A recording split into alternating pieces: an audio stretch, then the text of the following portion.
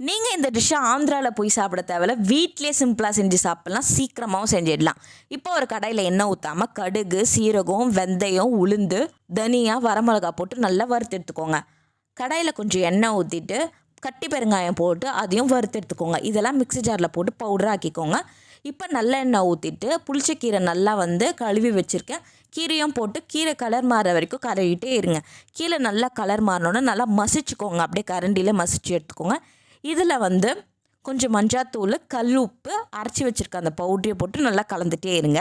நல்லா மிக்ஸ் பண்ணிக்கோங்க. இப்போ தாளிப்பு ரெடி பண்ணிடலாம்.